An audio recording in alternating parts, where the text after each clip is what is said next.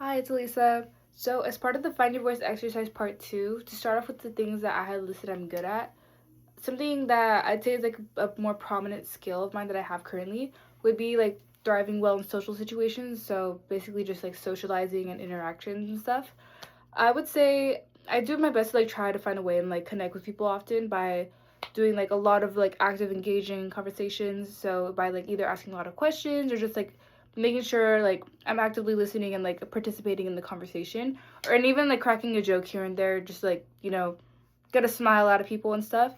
I would say an instance of this would be definitely at work and stuff. I work in retail at a shoe store, so like, they gotta really push for the sales and stuff. So to really like connect with like a stranger, I do have to like actively like engage in this conversation and like just make a sort of connection to really like get to that goal of the sale.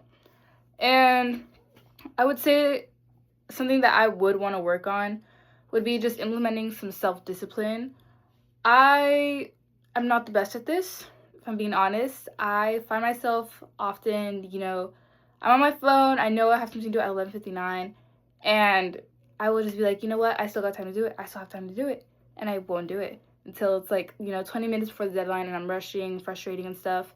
And I feel like oftentimes I lack that accountability to keep that like on track and stuff with like my goals and my tasks. And I would want to change that by like limiting the distractions and trying to like implement more of the startup mentality that the chapter was talking about. But I do often let like how to say, oh, that's another one. I also do want to work on like becoming more open to like criticism and stuff because I let my ego get in the way of that. That's another big one I do want to work on and that I think I could work on and like improve by the end of week 10. So yeah, that's some of the lists for the second exercise.